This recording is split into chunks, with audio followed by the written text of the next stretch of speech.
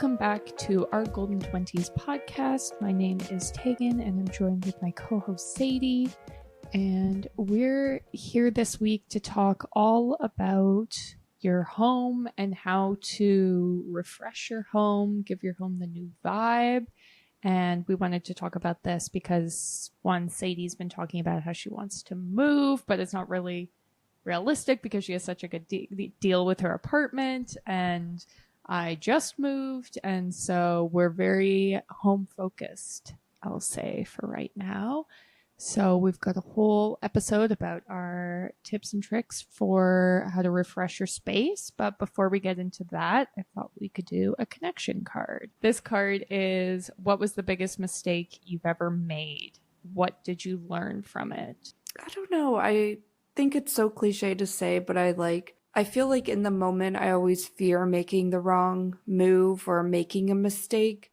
But something I've learned is that every time I've been faced with like adversity or done something and then regretted it, it always works out that way for a reason, you know? Mm-hmm. And I'm now very much, well, it's a constant work in progress, but I very much believe everything will work out as it's meant to work out. And even if it doesn't go to plan, it's not necessarily a bad thing. Like sometimes you need to take the long way to get to your destination kind of thing. So I don't know. I'm not really thinking of a mistake, or I don't have the frame of mind of like, oh, that was a huge mistake. Yeah.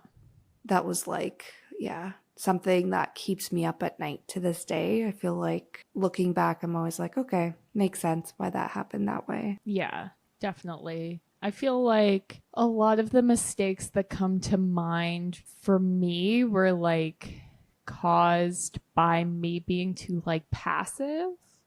And like if I'm thinking about like work mistakes where I'm like, I should just stand my own ground. Like I know what I'm talking about.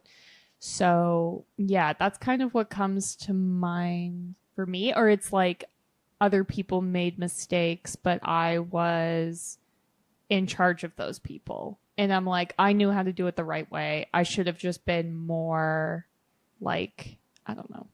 I should have been acting more like a mediocre white man at my job instead of being like, well, I don't want to be pushy or anything. So that's something, you know, that was a big theme of my year. If anyone listened to us talk about our like themes for this year, mine was to be a badass bitch. And that was very much in line with that, where I'm like, I know what I'm talking about, so I should just like be more forceful with it and be like, no, you're on my team. Do this the right way.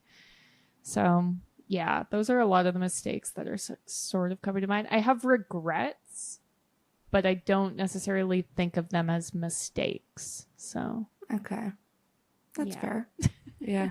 When you said work mistakes, there's definitely one thing that will haunt me for the rest of my career. And again, it's like I made a mistake. I basically begged my boss to fire me. And it was because I set up like paid social ads, and I set up a daily budget instead of a lifetime budget. It was on a Friday, and it could have ran. So without any context, it was a $25,000 budget. So I set this, instead of to run for a month, it was set up for a daily budget to run for a month. And then, logged off Friday, whatever. Yeah. And then when I logged in Monday, my boss was like, hey, just so you know, we caught this Friday, because it was like in Facebook, and our Facebook reps were like, there's a crazy amount of money being spent on your account right now. We think something's wrong. And they flagged it to my boss. So he caught it before he logged off on Friday. And like, it didn't end up being a big problem. But I was like, oh my God, you need to fire me. Like, this is the worst mistake ever. Like, I could have spent like $75,000 just over that weekend when the like entire budget was $25,000. But that's probably like the biggest mistake I've made in my career. And it didn't go that as badly as it could have gone, I guess. And luckily I didn't get fired. My boss at the time was so chill. He was like, honestly, just try not to let it happen again. I was like, I will do this to make sure it doesn't happen again. Like this. He was like, if there's a way to control it, great. Otherwise, just don't do it again. And I'm like, I swear I never will. And now I manage a team and I like have told them all that story because I'm like, listen, I have an attention for detail, but I guess that was my one off day. And now I'm like, okay, no mistakes ever again. But yeah, anyways. I feel like, a lot of the mistakes that I see in the day to day are like little things like spelling errors, or I don't know. Yeah. There are certain people on my team where I'm just like, oh, we're still making this mistake, but it's fine. Yeah. I think the only mistake I have, it doesn't keep me up at night, but I will think about it like once a month and be like, what the hell? So it was when I was at my first like adult job, and we had like hired a company to write music for the commercial that we were working on. And so it like we had to finalize the commercials, send it to the music people so that they could write the music. And I can't even remember what the company was called, but it was called like Grayson something. Like it might have been Grayson Matters or whatever. And that was the music company.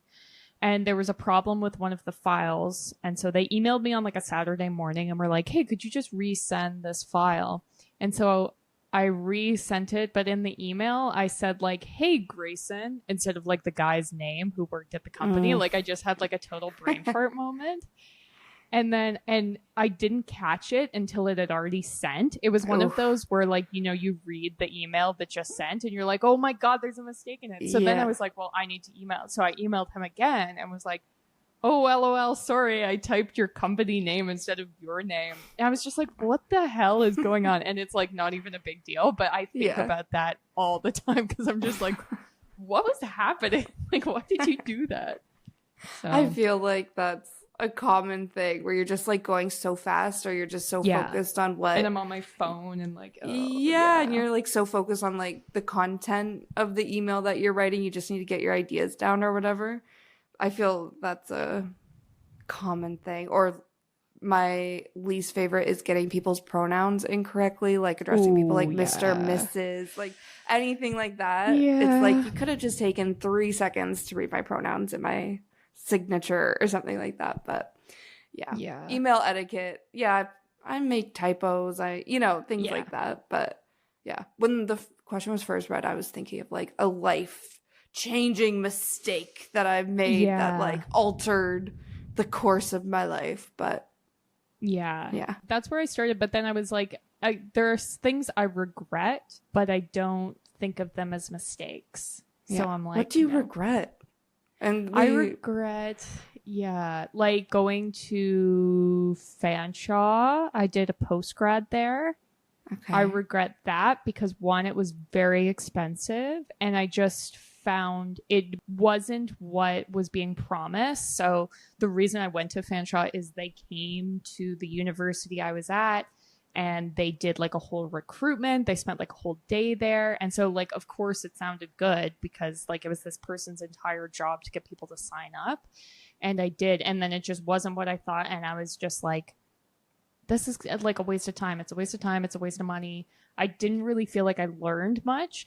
Now, I don't think it's a mistake because like, who knows? Maybe that led me here. Like, I have no idea. And I made a lot of really good friends that I met there. So, like, I don't really think that makes it a mistake. Mm-hmm. But I regret doing that. And I'm like, maybe if I had just gotten started in, like, working, things would be different. I don't know. It's hard to say. So that's a regret. And then just about, like, the way people have treated me in the past where I'm like, I shouldn't have let people treat me that way. Or I shouldn't have let things affect me the way that they did. And it's like, is it a mistake to have like said yes to that job? A mistake to let that person like treat me that way or say those things to me? I don't know that it's necessarily a mistake because it's what like makes me me, but I regret it at the same time. Okay. Yeah. I feel like my like frame of mind is you can only handle a situation the best you can in the moment. And it's so easy to look back and be like, oh, I should have done this differently. But it's like you didn't I say this all the time, but you didn't know then what you know now, you know? So it's like Mm-hmm. you dealt with those situations the best you could, but you've since grown to realize that was wrong. And now you won't accept that kind of treatment for other people. You know, it's like you kind of Yeah. had to go through it to learn and then grow from it. So I don't know. That's how Yeah. I feel like I tend to look at things, but it's taken me a while to get there. That is for sure. Yeah. Yeah. And that's why I feel like they're not Like mistakes. mistakes. Yeah. Yeah. What an interesting question. Yeah. I'll have to keep thinking about it. Be like, am I forgetting Mm-hmm. something? Like, the work Yeah. mistake, my family, like my whole family knows about it. They like still tease me about it. I made this mistake literally like 2019, like years and years ago. But Yeah. yeah, that's definitely one of my biggest mistakes. Yeah. I've had people on my team make similar mistakes, but the opposite, Mm, and not catch it until the campaign was over. And yeah, that is not good because these people are paying you to spend their money, and then you yeah. don't spend their money, you have to give the money back. Yeah. Oh So, man. yeah. But it happens. It happens. We learn Yeah. from our mistakes, I guess. But Yeah. Okay. Well, after I really like this pink category, may I just say, better than yeah. the other two categories. I'm like, it's getting deep into the nitty gritty. But, anyways, we're Yeah. not here to talk about mistakes. We're here to talk about refreshing your space. Yes. So, like you were saying, Tag, I feel like our homes are just top of mind for both of us. But even for our listeners, I feel like fall is when you start to move indoors. You are maybe experiencing some colder weather, shorter days, and I feel like that's when people start to get into hibernation mode. So, I feel like fall is the perfect season to refresh your space and get it ready for a cozy fall winter ahead when you will be spending a lot of time indoors. We've been taking like a budget friendly approach to some of these episodes, knowing that it's not realistic for most of us to just open up West Elm's website, order everything that we like on the website, and have it delivered to our house like next week. You know, I think Yeah. when it comes to your home, we say this when it comes to your closet, when it comes to like literally anything, I feel like at least my first instinct is to be like, okay, I need to like buy something to fix the problem. But a lot of the times you can work with what you already have. And I feel like that is definitely the case for refreshing your home as well. Yeah, 100%. I think the main thing for me when I'm trying to refresh a space is to start with like a declutter and a deep clean, and the idea of like shopping your home. And so what that means is if you're like decluttering a room, you're taking like everything off the walls, you're taking everything out of the closets. This is how I declutter, which is a little psycho, but it's how I roll. And it's the way they tell you to do it in the life-changing magic of tidying up.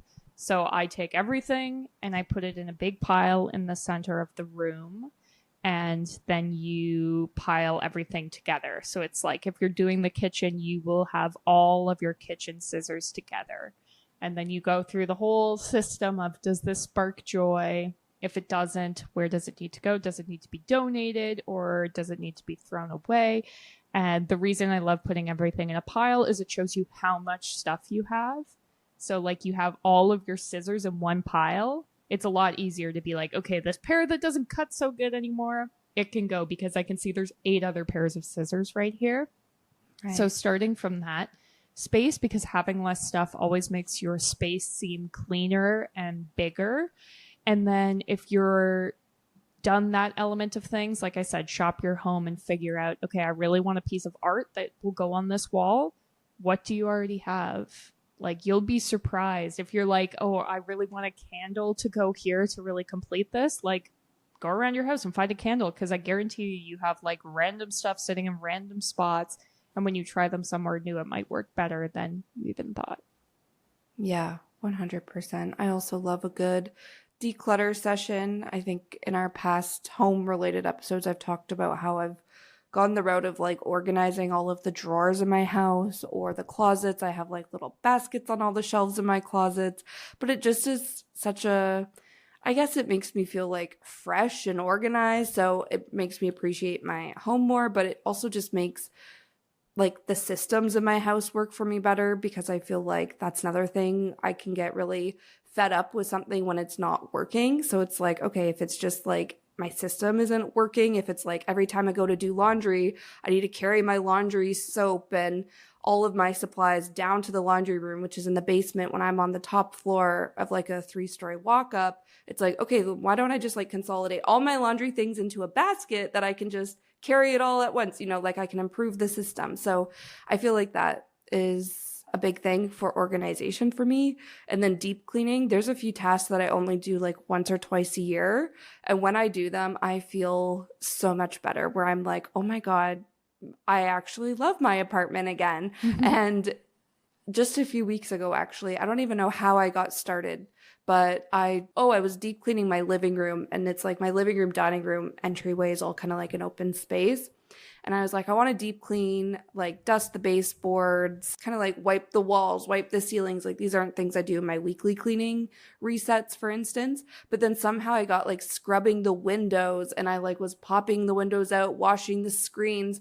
And then I have like a huge window in my living room. And ever since I did that, I'm like, oh my God, my living room just looks, like you were saying, Tag, like it just seems so clean and so much bigger and just like feels so fresh in here. All because I took an afternoon on a rainy Saturday to wash that window finally. So definitely don't underestimate the power of a good clean and a good declutter session. It goes a very long way. Yeah, 100%. Something that my husband is obsessed with, which is weird, but okay, it's fine, is he loves moving furniture around. Like nothing gets him more pumped up than like trying to figure out like a new furniture configuration for a room. And this is, again, something that can really like make a room feel brand new. Yeah, I remember that was always a thing when I was like a kid, rearranging my bedroom. And it would like, usually I needed my dad's help to like move like bookshelves and whatever. But it was always like, I feel like I only did it maybe like once a year, maybe like twice a year at most. And it was always a thing like, I'm going to move my room around. And yeah, it really does make your space feel brand new. I think something that I've been practicing a lot is just swapping the little things. So I have like really good big furniture pieces that I don't necessarily need to replace. Sometimes I'm like, oh, it'd be nice to get a new, I don't know, couch or whatever. But at the end of the day, I don't really need one. So why don't I just replace the less expensive things that'll make those bigger purchases feel new? So for instance, this might look like replacing the throw pillows on my couch or the throw blankets on my couch. Might also be things like rugs, curtains, even like the bedding on your bed, hand towels or tea towels in the kitchen, in your bathroom, like all of the more decorative things. I feel like once you change those up, it just gives your space a completely different look and feel. And it's way more, like I was saying, budget friendly than replacing your couch, your dining table, all of your dining chairs. Like it's a little bit more budget friendly. Yeah, I totally agree. I think like new bedding makes your bedroom feel like an entirely new room. And this is my pro tip. I love IKEA bedding, and a lot of like the bedding that you see on Pinterest is actually from IKEA. I know because I'm a psycho who knows all the IKEA bedding, and so I'm always like, oh, there it is. So, and I have, when I got married, got gifted a lot of really nice bedding, like bedding that cost multiple hundreds of dollars, and it's all gotten holes in it. Meanwhile, my handy dandy like $40 thumbs down. My handy dandy $40 IKEA bedding is still going nice and strong, and it like washes really nice. Like if there's stains on it or whatever, it comes out really easily. So wanted to mention that. And then I also wanted to say along the lines of like swapping out the small things. Sometimes I find that just like redoing like your coffee table decor in your living room can make a really big difference, or like anywhere where you have those kind of decor items. So it's like swapping out, like getting a new coffee table book or a new candle or a new coaster, and then just swapping out the little decorative pieces. But like you said, keeping like the big coffee table, because obviously that's a bigger purchase. Yeah. And I think this applies to like wall art, frame photos, anything like that. Like my family has a lot of like family photos and family and friends photos throughout their houses. I was looking around my apartment and I was like, I actually don't have too many of those. However, the ones I do have are quite dated. However, the frames are still good, you know? So it's like you could just freshen those up, and then it's another way to just like freshen up your decor. And I think if you are looking for budget friendly ways to freshen up whatever's hanging on your walls in your photo frames, I have mentioned this before because I do it all the time, but I'll mention it again. And that's just buying prints off Etsy. You can often get prints, even like sets of prints. So it's like, I don't know, vintage farm scenescapes or like something like that. You could get like a whole collage essentially of different prints that fit that aesthetic, and then you can just print them wherever you print your photos near you and then put them in those nice frames that you already have. Just another fun way to spruce things up. And then this goes for whatever, if you have like shelves or any other surfaces, like you were saying, Tag, coffee tables. Like I think it's just re-merchandising essentially all of those spaces across your home. Yeah, definitely. I'm a person who like collects a lot of like little paper goods too, and then I end up framing a lot of those as well. So like, yeah, I actually have a postcard from when we went to New York that I have like sitting aside because I'm like, I got this from a restaurant for free, and then I'm like, I should just frame it because then it's interesting. Like if you have people over and they ask like, oh, what's that art of? You can be like, oh, it's when I went to lunch in New York with Sadie and we saw this guy from The Walking Dead and blah blah blah. So I always that one's really got a story idea behind it. Yeah, exactly. These are the kinds of things you gotta hold on to. I've also just discovered the concept of junk journaling, and I'm like, there's never been something better for me. So now I'm like, what do I put in the junk journal? What do I put on the walls? But I just love the idea of like collecting things in your life, and then this leans into the like, does it spark joy? And then every piece of like art in your house has like a little story attached to it, which I think is kind of cute. But you mentioned thrifting. I'm a big thrift gal, especially for house items, because a lot of times new, these can be very expensive, but at the thrift store, they tend to be very cheap. So one that comes to mind is glassware. So like wine glasses or cocktail glasses, anything like that, you can usually get for very cheap at a thrift store. And this can be nice if you have a bar cart and you're like, you know what? My like cheapy IKEA glasses I got when I moved out are not doing it on the bar cart.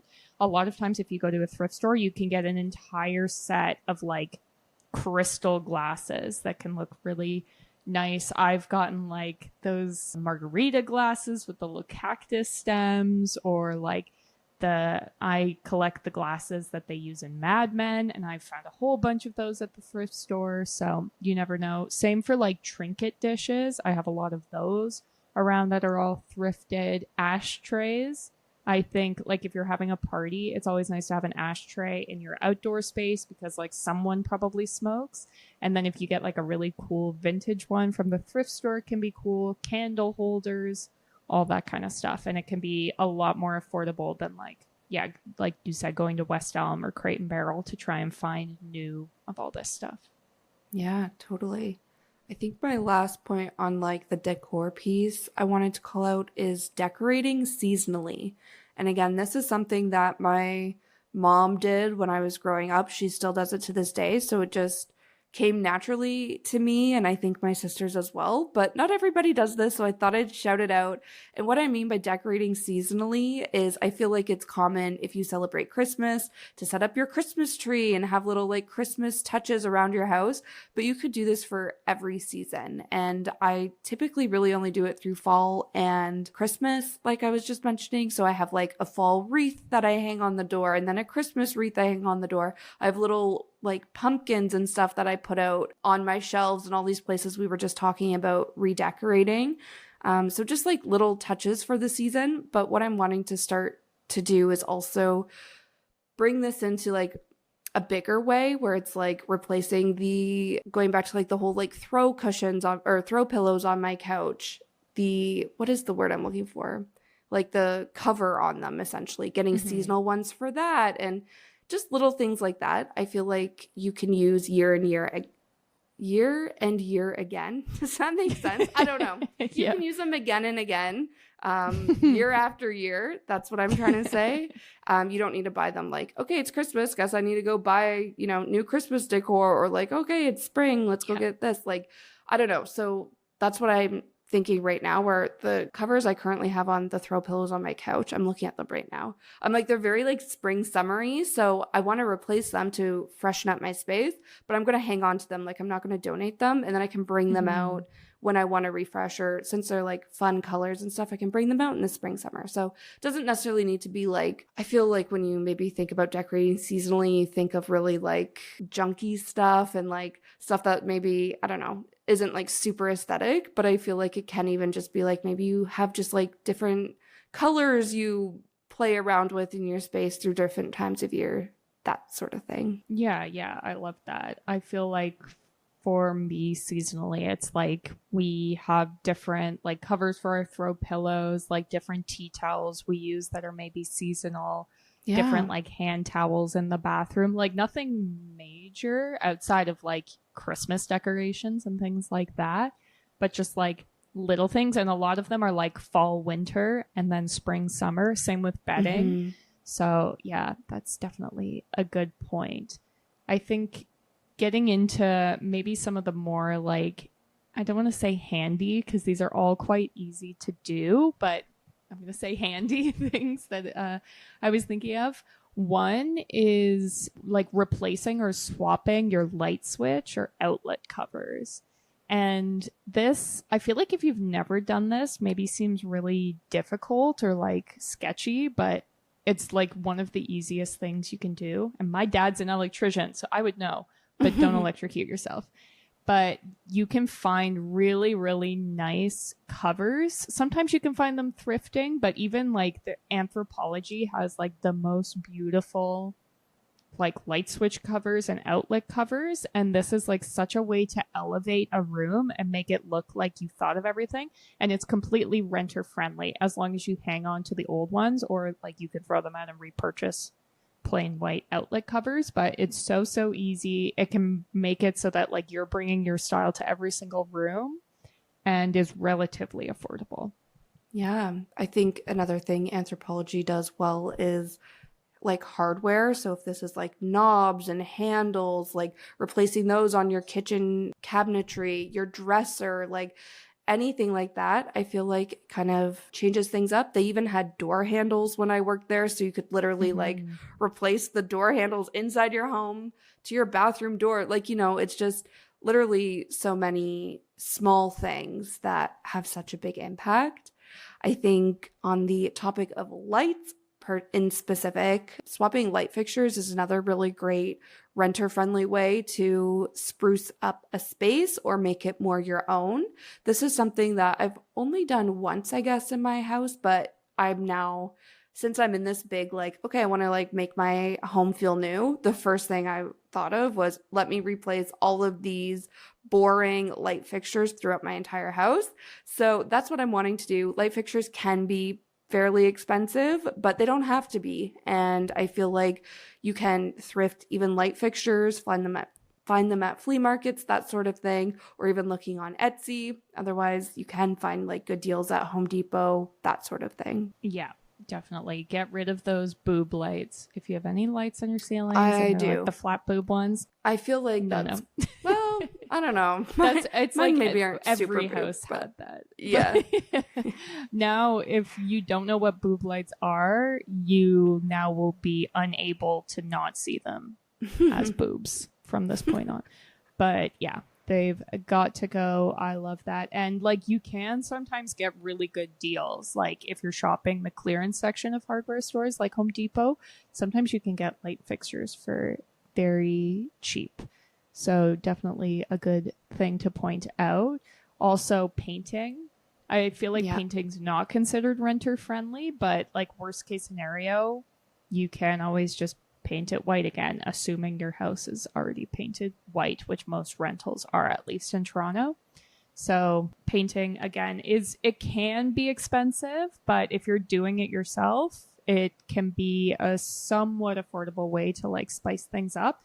And especially if like you're only going to do an accent wall, you don't necessarily need the entire like gallon jug or however big it is. Like you can get the smaller size of cans, which can make it a lot more affordable. Yeah, that's the exact route I'm taking. I'm finally painting. I've lived in this apartment going on 9 years in the spring, and I've talked about painting pretty much every single one of those years, and I haven't actually done it yet. But last weekend I bought paint, and to your point, Tag, I was like, I'm just going to do accent walls. I might paint my entire bedroom, TBD, but in my dining room, in my office, in my guest room, those were all rooms I wanted to paint. But I was like, I just don't want to fork out the money to paint every single wall in those rooms. So all of them are just getting an accent wall. And I feel like that is such a fun way. And then you can always add to it later. So if I decide, actually, this was a lot of fun and it, you know, I want to take it a step further, then I can go back and paint the rest of the walls another time when I have more money again or something like that. But I'm very excited to take on my painting journey. And I think this can also be a great way to update or refresh any furniture you have. So again, going back to like things like dressers or bookcases or anything that's just like wooden, essentially, I feel like giving it a fresh coat of paint or staining it differently, that could also be a way to bring new life to your existing furniture. Yeah, definitely. And like our dining room table was my childhood dining room table. And it was that like 80s, 90s orange wood stain. And spend a weekend to just sand it off. I tried to use stripper, which they don't sell the good stripper here in Canada. So I don't know what's in that stripper, but you can only buy it in America.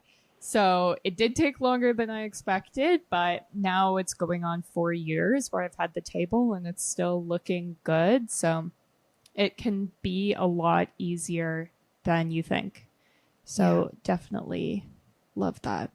Yeah. I think the last thing on our list was just around plants. I feel like plants can also be a really great way to bring some life to your space and make it feel, I don't know, just a little bit more lively if you've been living there for a while or staring at the same decor and everything for a while. It's nice just to bring in some life with plants, flowers, that sort of thing. I know there's people who buy like fresh cut flowers with their weekly groceries, and I definitely aspire to be that girl, but it doesn't always fit in the budget. But I will say that I'm turning into slowly, very slowly, like a herb planter type girl where I want just like a little indoor herb garden on my kitchen window so I can snip off herbs while I'm cooking. I actually think I would use them, but it also just, I love the look of it. And I don't know, it just makes me like feel inspired and I don't know, just makes me feel good when I'm in my kitchen. Yeah, I love that. I feel like plants can really elevate a space where they sometimes make spaces look more expensive than they are, which like some plants are expensive, but not always. And like you can grow plants to be really quite large starting from like really, really small. So yeah, I love that.